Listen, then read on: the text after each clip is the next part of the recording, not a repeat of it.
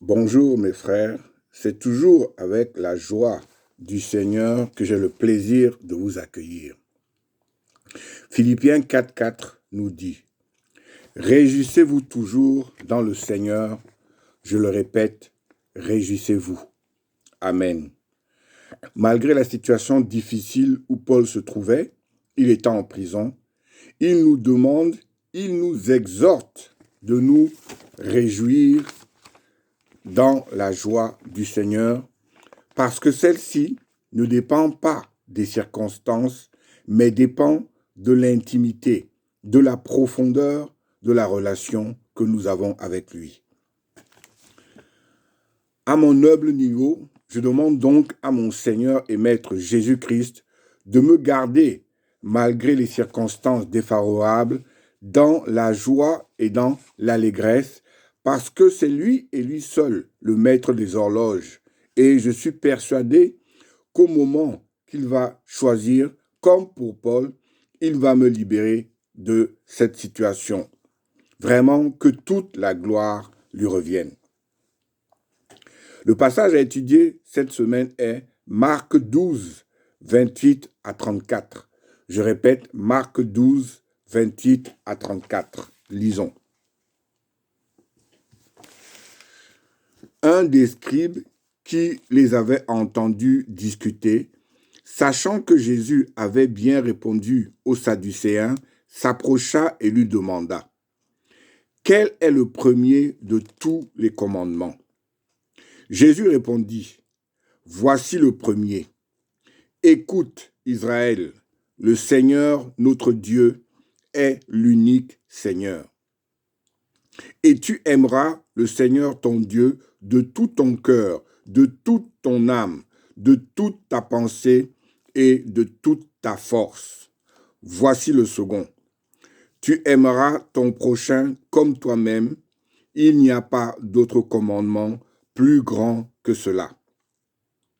Le scribe lui dit, « Bien, maître, tu as dit avec vérité que Dieu est unique et qu'il n'y en a point d'autre que lui, et que l'aimer de tout son cœur, de toute sa pensée, de toute son âme et de toute sa force, et aimer son prochain comme soi-même, c'est plus que tous les holocaustes et tous les sacrifices. » Jésus, voyant qu'il avait répondu avec intelligence, lui dit, « Tu n'es pas loin du royaume de Dieu, et personne n'osa plus lui proposer des questions. » Amen, amen. Prions. Oui, Éternel notre Dieu, ouvre mon cœur, ouvre mon esprit, pour que par ta grâce seule, encore une fois, que nous soyons en connexion entre mes frères et sœurs et toi, qui est le premier des commandements. Et tu nous expliques, tu nous fais ressortir vraiment ce que tu attends de nous jour après jour. Ce que tu attends de nous, c'est vraiment que nous mettions en pratique ce commandement-là pour que nos vies soient transformées et pour que tu puisses vraiment entrer dans notre cœur et nous donner l'opportunité de nous rapprocher, l'opportunité d'être en connexion avec Dieu à travers toi. Que toute la gloire te revienne à toi, Jésus-Christ, le Fils de Dieu. Amen. Amen, amen, amen. Jésus-Christ, le Fils de Dieu. Mes frères et sœurs, le contexte du passage est le suivant. Jésus est entré triomphalement à Jérusalem et face à sa radicalité, la classe des religieuses formée par les pharisiens, les sadducéens et les scribes essaie vraiment de le piéger. Mais devant les justes réponses de Jésus, un scribe va lui poser cette question. Quel est le premier de tous les commandements? Face à cette question, Jésus, pour répondre, pouvait se baser essentiellement sur deux passages de la Bible. Soit Exode 20, qui est le passage où Moïse va énumérer les 10 commandements, soit Deutéronome 6, qui lui est un rappel, une quarantaine d'années après l'Exode, et est un discours solennel de Moïse pour rappeler aux enfants d'Israël vraiment certaines choses. Car les Israélites qui avaient reçu la loi au Sinaï étaient presque tous morts à cause de leur incrédulité, parce qu'ils ils avaient douté vraiment des possibilités et des plans de Dieu. Et celui-ci les avait totalement fait tourner pendant 40 ans dans le désert pour que toute cette génération disparaisse. Et maintenant, on se retrouvait vraiment face à leurs enfants et il fallait rappeler à cette nouvelle génération tout ce que Dieu avait fait pour qu'ils prennent ça au sérieux et pour qu'ils ne tombent pas dans l'incrédulité comme étaient vraiment tombés leurs parents. La question que pose le scribe est très importante. Elle est tellement importante que, aussi, pour pouvoir nous expliquer plus tard à nous autres, Jésus va se baser beaucoup plus sur le passage du Deutéronome, qui est un passage où les explications concernant donc le premier des commandements est plus en profondeur et est beaucoup plus expliqué, beaucoup plus explicite, justement dans la mesure où Moïse avait besoin de cette profondeur pour faire comprendre à la nouvelle génération le comportement que Dieu attendait d'eux. Et ça nous permet aussi à nous, les générations après, les générations qui viennent 2000 ans après, de pouvoir aussi comprendre, de pouvoir aussi entrer en profondeur dans l'explication et dans la volonté du plan que Jésus avait pour que nous aussi nous puissions, 2000 ans donc, comme je dis, comprendre ces choses-là. La réponse de Jésus nous fait vraiment nous rendre compte d'une chose. Elle nous fait nous rendre compte de la façon dont vraiment il interprétait la loi. Et nous comprenons que, en fonction vraiment de la question et de la réponse de Jésus, nous comprenons vraiment que sa vision de la loi découle vraiment de sa réponse. Et quand Jésus nous demande, plutôt le scribe demande à Jésus quel est le commandement le plus important, pour nous, à travers la réponse de Jésus, nous comprenons que c'est à travers ce commandement, à travers ce que Jésus va nous dire, c'est là qu'est située la base de toute sa théologie. Et ce qui peut vraiment paraître paradoxal dans ce passage, c'est que le scribe demande à Jésus quel est le premier de tous les commandements, mais avec la réponse de Jésus, on ne peut que se rendre compte que nous nous trouvons non plus face à un commandement, mais à 3 commandements. Le premier, écoute Israël, le Seigneur, notre Dieu, est l'unique Seigneur. Le deuxième, tu aimeras le Seigneur, ton Dieu, de tout ton cœur, de toute ton âme, de toute ta pensée et de toute ta force. Et le troisième, tu aimeras ton prochain comme toi-même. Mais mes frères et sœurs, ce que nous devons comprendre, c'est que c'est l'amalgame entre ces 3 versets, entre ces 3 commandements, qui va vraiment permettre aux scribes du passage, certes, mais aussi à nous tous de comprendre vraiment la base, la racine de la théologie, de la doctrine de Jésus-Christ. Amen, amen. Premièrement, écoute Israël, le Seigneur, notre Dieu, est l'unique Dieu. Mes frères et sœurs, ce passage est tiré de Deutéronome 6. Comme nous l'avons expliqué, c'est une volonté de rappeler à la nouvelle génération ce que Dieu attend d'elle.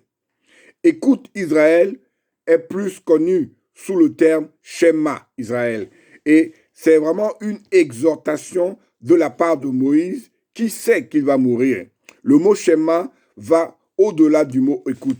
C'est une volonté de la part de Moïse de demander vraiment au peuple d'obéir à Dieu comme seule source de vie pour son avenir. Jusqu'à aujourd'hui, le Shema Israël est une prière que tous les Juifs font plusieurs fois par jour. Frères et sœurs, nous aussi, en tant que chrétiens, en tant que nouveau peuple de Dieu, nous ne devons pas oublier que le Seigneur, notre Dieu, est l'unique Seigneur. Matthieu 6, 24 nous dit « Nul ne peut servir 2 maîtres, car ou il haïra l'un et aimera l'autre, ou il s'attachera à l'un et méprisera l'autre. Vous ne pouvez servir Dieu et Mammon. Amen, amen. Dieu ne nous demande pas la préférence, il nous demande l'exclusivité. Il veut vraiment notre vie comme, il veut vraiment avoir dans notre vie la place d'honneur, la première de toutes les places. Hélas, mes frères et sœurs, aujourd'hui encore, comme à l'époque de Moïse, nous sommes souvent partagés entre Dieu et beaucoup d'autres choses. Et aujourd'hui, mes frères et sœurs, Mammon, qui dans le passage de Matthieu représentait généralement l'argent, s'est transformé pour devenir la carrière, pour devenir la famille, pour devenir d'autres occupations qui prennent toute la place. Et Dieu est vraiment totalement relégué au second, voire parfois à la troisième place. C'est la raison pour laquelle, face à cette situation, frères et sœurs, nous devons revenir à notre premier amour, Jésus-Christ, et qui, parce que par amour pour nous, il est mort sur la croix pour que nous ayons accès à Dieu. Matthieu 6, 13 nous dit, « Cherchez premièrement le royaume et la justice de Dieu, et toutes ces choses vous seront données par-dessus. » Amen, amen. Dire que le Seigneur est l'unique Seigneur est un commandement et nous devons donc l'appliquer en tant que tel dans notre vie si nous voulons satisfaire Jésus. Nous devons comprendre une chose, c'est que être un enfant de Dieu ne doit pas s'arrêter aux paroles, mais doit vraiment intégrer le fait de totalement entrer dans la pratique, le fait de totalement être prêt à ce que vraiment, à travers ce passage-là, que nous puissions vraiment mettre Dieu à sa place. Et c'est parce que nous le mettons à cette place-là qu'il va vraiment entrer dans notre cœur, qu'il va vraiment nous montrer dans notre vie cette transformation qui est nécessaire, cette transformation qui va nous donner l'opportunité, encore une fois, de nous rapprocher encore de lui. Et Jésus est venu sur terre, il est mort sur la croix, il est ressuscité pour nous donner vraiment cette ouverture-là, pour nous permettre vraiment dans notre vie de pécheurs de voir autre chose, d'aller plus loin, d'aller au-delà de notre humanité pour toucher vraiment le surnaturel. Que toute la gloire vraiment lui revienne. En deuxième, tu aimeras le Seigneur ton Dieu de tout ton cœur, de toute ton âme, de toute ta pensée et de toute ta force. Mes frères et sœurs, obéir à ce commandement nous semble souvent impossible parce que aimer Dieu ne veut pas dire le trouver sympathique. Ça ne veut pas dire l'aimer quand tout va bien dans notre vie. Aimer Dieu, c'est l'aimer malgré parfois des circonstances vraiment défavorables. Et ces circonstances défavorables ne doivent en aucun cas nous empêcher d'avoir cette connexion avec lui. Et c'est la raison pour laquelle l'homme naturel ne peut y arriver. Parce que, comme nous dit Romains 3, 23, tous ont péché et sont privés de la gloire de Dieu.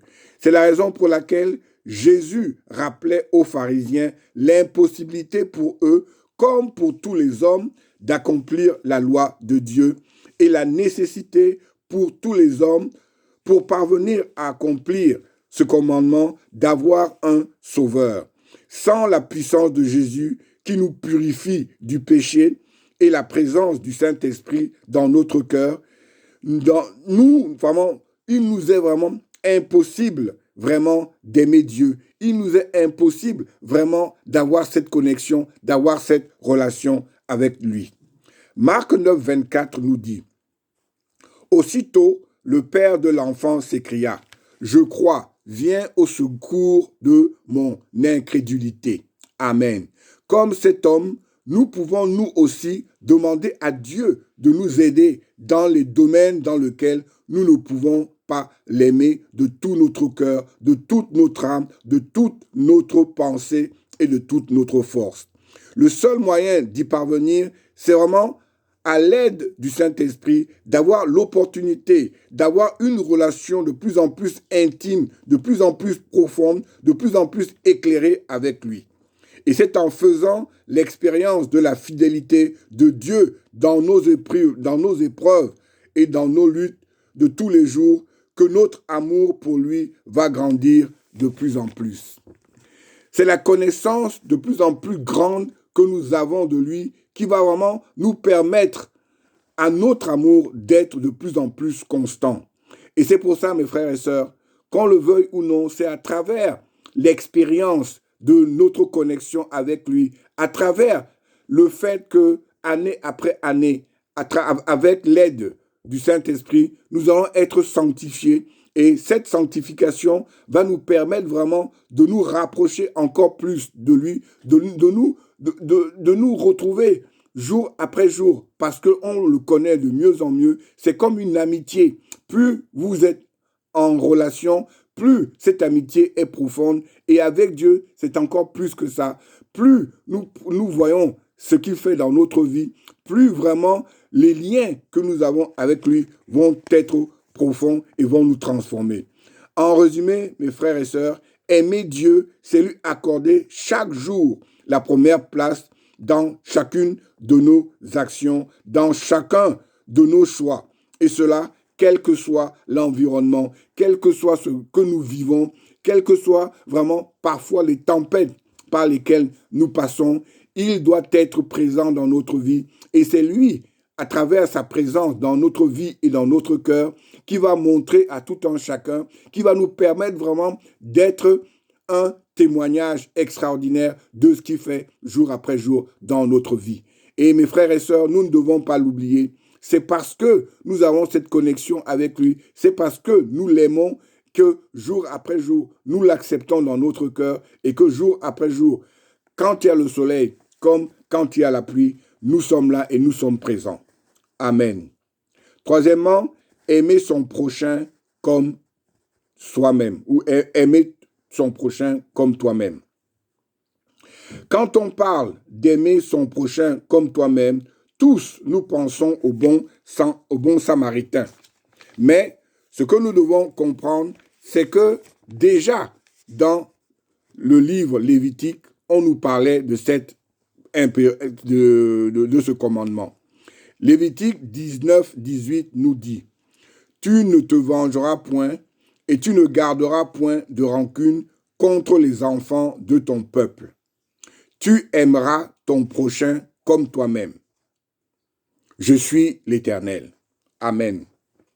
La différence entre ce texte de la loi et la parabole du bon samaritain, c'est que dans Lévitique 19, 18, le prochain du juif est un autre juif.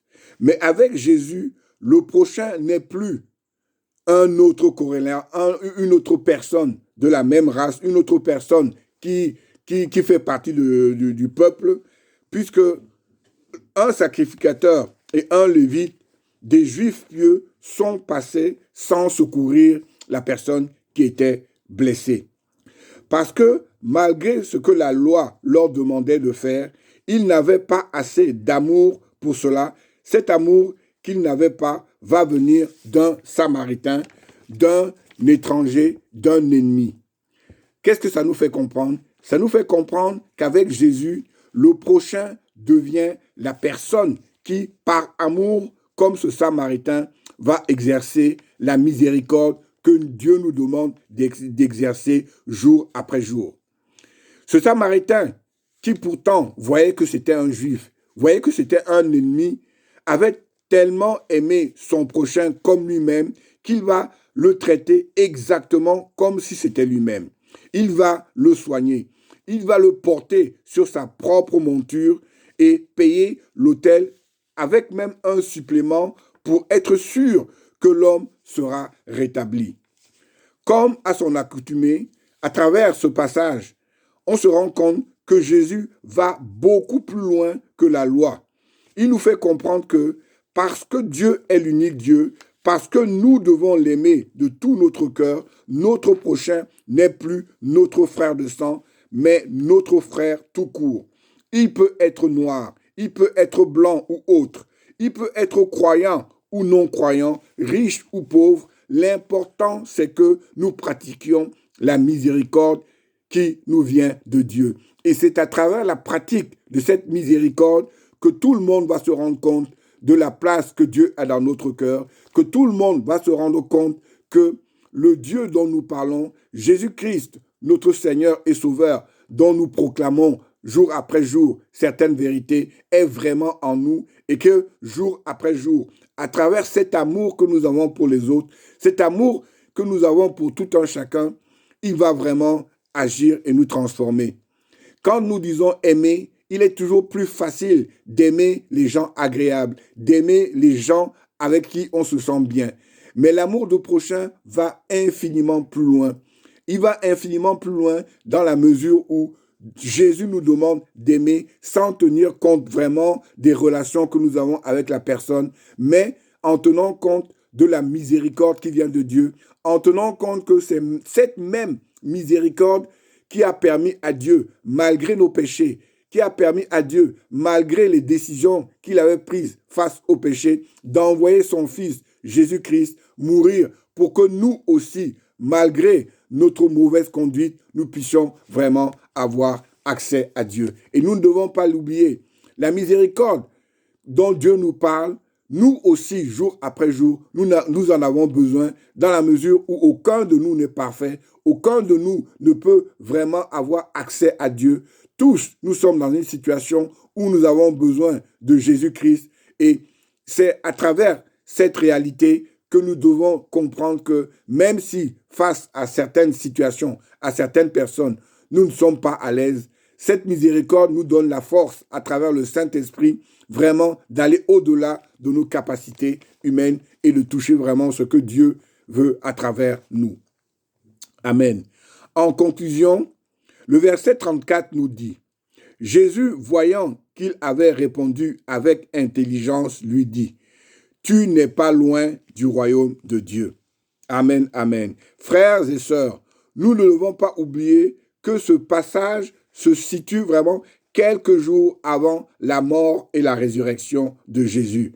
Et c'est cette mort et cette résurrection qui vont ouvrir vraiment la porte du royaume de Dieu à tous les hommes. Ce scribe n'était pas loin du royaume de Dieu, mais comme nous, 2000 ans après, il lui fallait, malgré sa bonne compréhension des choses, accepter Jésus-Christ comme Seigneur et Sauveur. Et toi, mon frère, toi, ma sœur, où en es-tu avec Jésus? Fais-tu déjà partie du royaume de Dieu ou, comme ce scribe, tu n'en es pas loin? Jésus est la seule porte de ce royaume. Franchis donc cette porte, accepte-le dans ta vie et tu verras sa gloire s'accomplir à travers toi. Vraiment, et tu verras cette gloire s'accomplir et par sa grâce seule et par sa puissance, tu vas vraiment intégrer dans ta vie et dans ton cœur ce passage. Tu vas vraiment comprendre vraiment ce que Jésus attend de toi à travers vraiment la question que ce scribe lui a posée. Vraiment, en Jésus-Christ, j'ai parlé et vraiment que toute la gloire s'accomplisse à travers lui, parce que lui et lui seul va nous ouvrir le chemin qui mène vraiment dans la direction de Dieu. Amen. Prions. Oui, Éternel mon Dieu, c'est quand je me tourne vers toi et quand vraiment je mets en pratique les commandements que tu nous as donnés, c'est ce qui me donne vraiment la force d'aller de l'avant. Puisses-tu, ô Jésus-Christ, mon Seigneur et Sauveur, nous faire comprendre à nous tous que c'est toi et toi seul qui nous donne vraiment l'opportunité de nous rapprocher de Dieu. Nous passons parfois par des moments difficiles, par des moments de doute, mais parce que nous sommes en toi, parce que tu es vraiment l'élément principal, l'élément fondamental de notre vie, c'est ce qui nous donne la force d'aller de l'avant, c'est ce qui nous donne la force d'aimer notre Dieu au-delà de toute chose, c'est ce qui nous donne la force vraiment d'aimer notre prochain, parce que de par nous-mêmes, nous n'avons pas cette force-là, mais parce que nous sommes en toi, et parce que jour après jour, tu nous façonnes, tu nous transformes, tu nous montres vraiment le chemin à suivre. C'est toutes ces choses-là, toute cette vérité-là qui nous permet de pouvoir mettre en pratique ta parole. Puisses-tu, dans ma vie, comme dans la vie de mes frères et sœurs, nous façonner, nous habiter, pour que jour après jour, nous puissions nous rapprocher de ta perfection, pour que jour après jour, le fait de lire la parole de Dieu, le fait de la mettre en pratique, que toutes ces choses-là nous donnent l'opportunité vraiment d'être des témoins extraordinaires de ce que toi et toi seul as fait dans notre vie. Que toute la gloire te revienne à toi, le Fils de Dieu. En Jésus-Christ, j'ai prié. Amen.